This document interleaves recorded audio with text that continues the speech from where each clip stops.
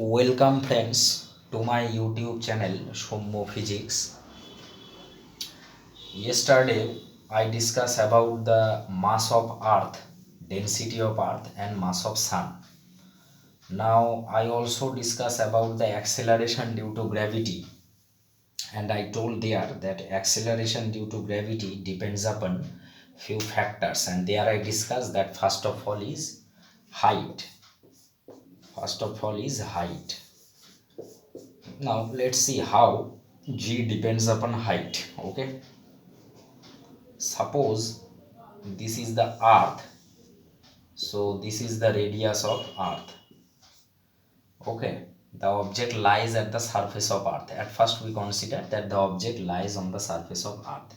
Now we all know that at the surface of earth, acceleration due to gravity can be written as g into m by r square. This is we all know.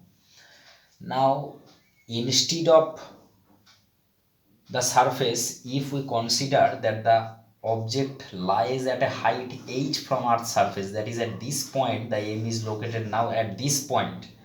Now it is clear that this point g will be not g. Suppose at this point g becomes gh. So what will be my gh? That is simply gm by r plus h whole square. Okay. Now we got the value of g and gh at a distance h from earth's surface. Now we have to establish a relation among gh and g. Okay. So how? It is clear. So if we divide gh by g, then what we get? If we divide gh by g, we get simply r square by r square plus 2rh plus h square. So if we divide again by r square, we get 1 plus 2h by r plus h square upon r square. Now we all know this, that radius of earth is very much greater than the height. This approximation we all know. So we can write this expression as 1 upon 1 plus 2h by r. Okay, so this can be written as 1 plus 2h by r to the power minus 1. And by using binomial expression, we can write it 1 minus 2h by r by ignoring the high order terms. Okay, so finally we arrive gh, this is equals to g into 1 minus 2h by r. So what is the actual formula? The actual formula will be gh, this is equal to g into 1 minus 2h by r.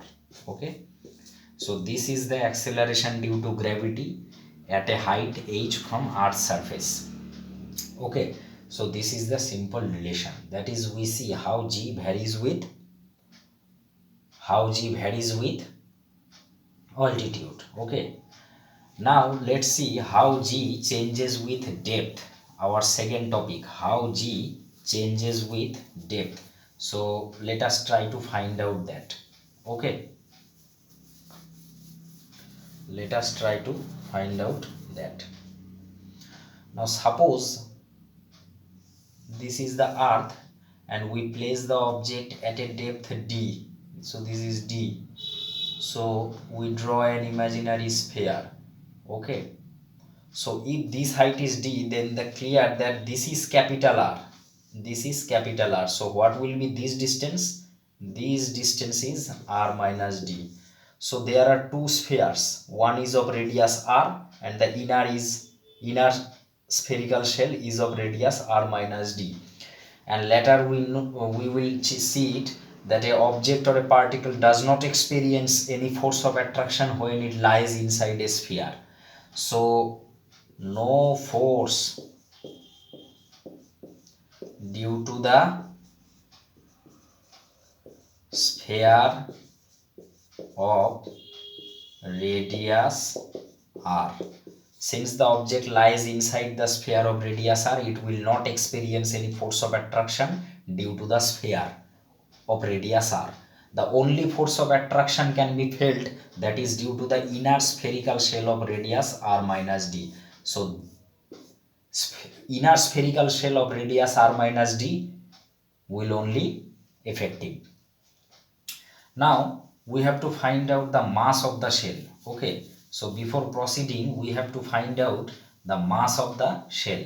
And how we calculate it? Now if we call it m dash, then it would be its volume, that is 4/3 pi into r minus d tar whole cube into rho. What is rho? Mean density of earth. And we also know it that m, this is equal to 4/3 pi r cube rho. This is the mass of earth, can be written in this way. Okay, now if we substitute the value of rho, then what we get from rho? From this expression 3m by 4 pi r cube, from this expression we write rho as 3m by 4 pi r cube. So simplifying we get m into r minus d whole cube upon r cube. So this is the mass of the shell. Now one question, now we got the mass of the spherical shell. So what would be the force of attraction between the shell and the object of mass m? G into m dash into m by their distance, and the distance is simply, if you see the picture, it will be r minus d. So this is square. So we have to substitute the value of m dash. So what would be m dash? M up into r minus d whole cube by r cube into r minus d square. So if we simplify it, we get gmm into r minus d upon r cube. Okay,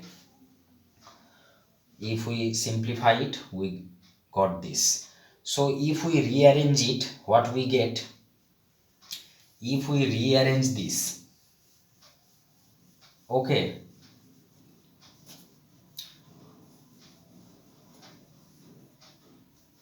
so if we rearrange this, then we get f upon m, this is equal to simply g into m into r minus d by r cube. Okay, and that we all know, that is acceleration due to gravity at a depth d, that is gd, and this term can be written as gm upon r square into r minus d by r.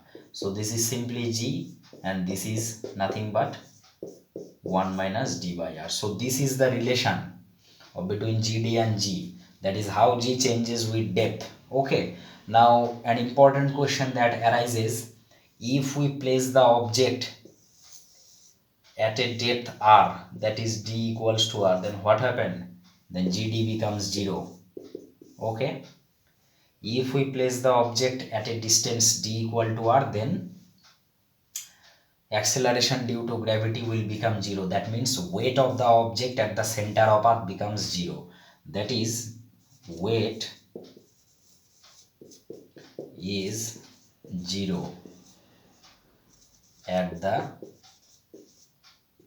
center.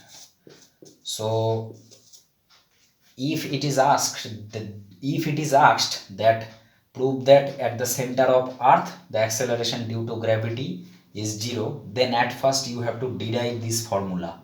Must have to remember that at first you have to derive this formula and then put d equal to r.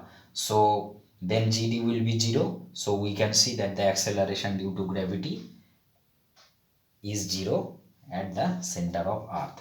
Okay, so in our today's lecture we see that how g varies with altitude and depth. Okay, in our today's lecture we see the variation of g with altitude and depth. Okay, and what are their working formulas? Their working formulas are gh, this is acceleration due to gravity at a height h from earth's surface, this is 1 upon 2h by r, and acceleration due to gravity at a depth d, this is g into 1 minus d by r. So this we derive in our today's class. Now in our next class we will see the effect of earth's rotation. We will see the effects of earth rotation on g. In our next class we will see it. Okay, so dear guys, if you don't subscribe my channel, then kindly subscribe it and share it to your friends and press the bell icon to get latest updated videos based on higher secondary and graduation physics. Okay, thank you.